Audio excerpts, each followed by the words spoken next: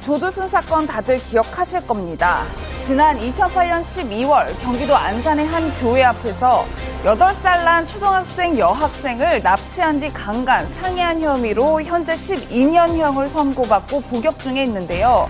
이런 조두순이 2020년 12월 출소를 앞두고 있어 출소까지 불과 3년 정도밖에 남지 않은 셈입니다. 이렇게 조두순의 출소가 코앞으로 다가오면서 현재 청와대 홈페이지에는 조두순 출소 반대 청원이 보물처럼 쏟아지고 있는데요.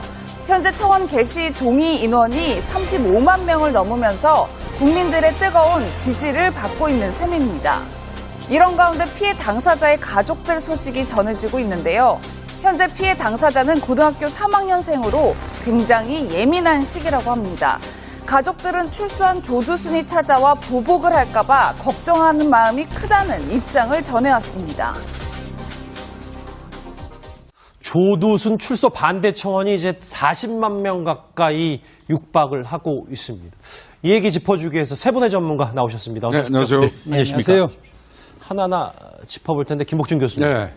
지금 35만 명, 아까 조금 전에 34만 명이었는데 청원이 갈수록 늘고 있습니다. 아마 앞으로도 계속 늘겠죠. 근데 이제 문제는요.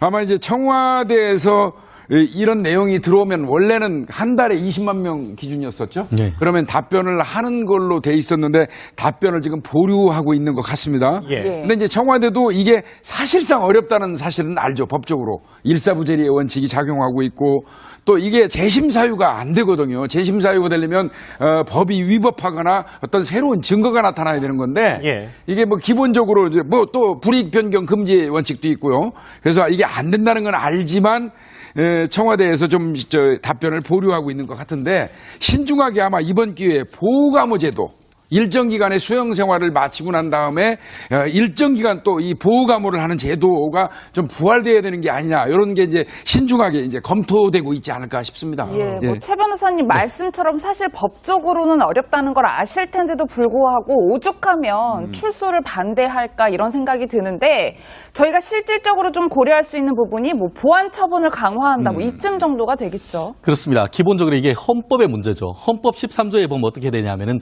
모든 국민은 동일한 범죄에 대해서 거듭 처벌받지 아니한다. 한마디로 일사부재리 원칙을 정하고 있습니다. 이 모든 그 범죄에는 이 조두순 씨도 지금 포함되고 있는 그런 상황이다 보니까 그렇죠. 결국 이 부분 같은 경우에는 대법원은 확정 판결이 받은 사람에 대해서 법적으로는 사실 처벌하는 것이 어렵죠. 그럼에도 불구하고 지금 이 부분에 대해서 이 그 12년이라는 중형에 있음에도 불구하고 죄를 어떻게 보면은 어떻게 보면 그 반성도 하지 않는다는 그런 굉장히 큰 비판이 있지 않습니까?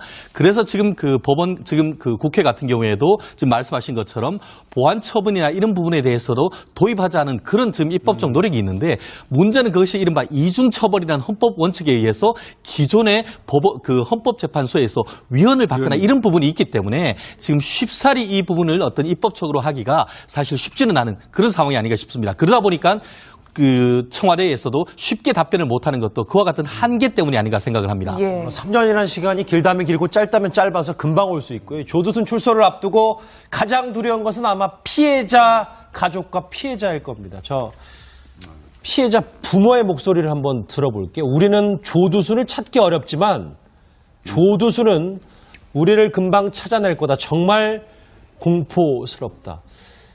쭉 읽어보면 여러분들도 대충 대략적으로 저 피해자의 절절한 심경이 감이 좀 잡히실 텐데요. 곽 교수님. 네.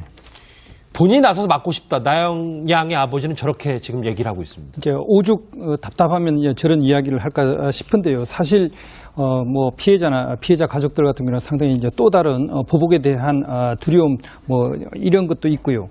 도저히 이제 법으로 자신들을 제대로 이제 보호하거나 이제 지켜줄 수 없는 그런 어떤 한계에 대한 답답함 뭐 이런 것들을 이야기한 것 같습니다.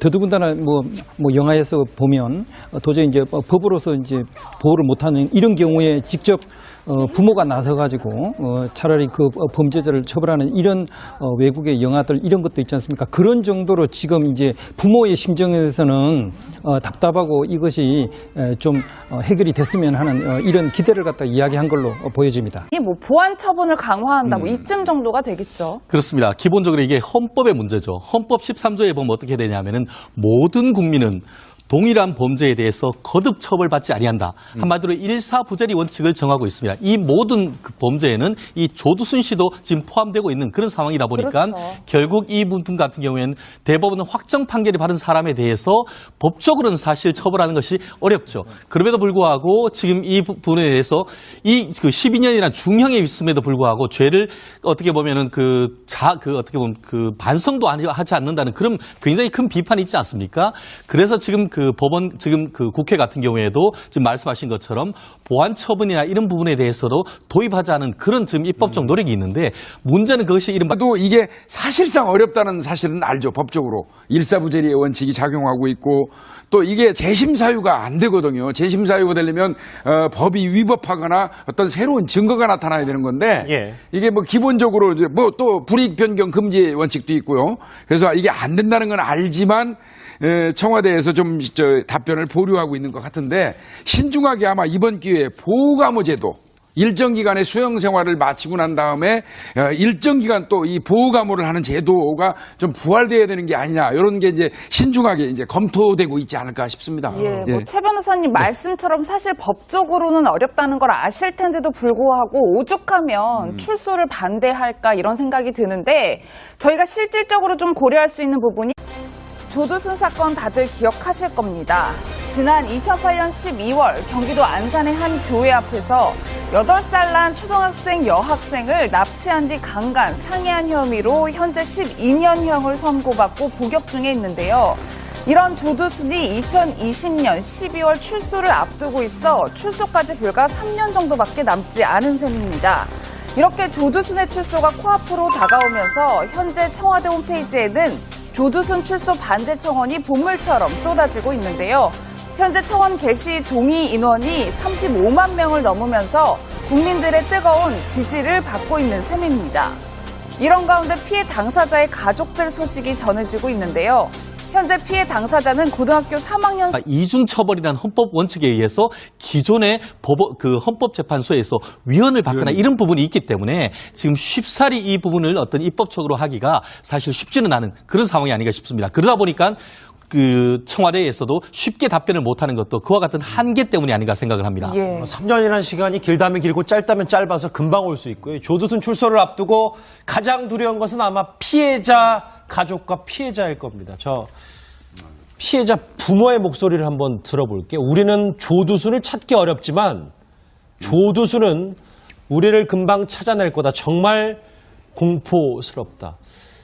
쭉 읽어보면 여러분들도 대충 대략적으로 저 피해자의 절절한 심경이 감이 좀 잡히실 텐데요. 곽 교수님. 네. 생으로 굉장히 예민한 시기라고 합니다. 가족들은 출소한 조두순이 찾아와 보복을 할까봐 걱정하는 마음이 크다는 입장을 전해왔습니다.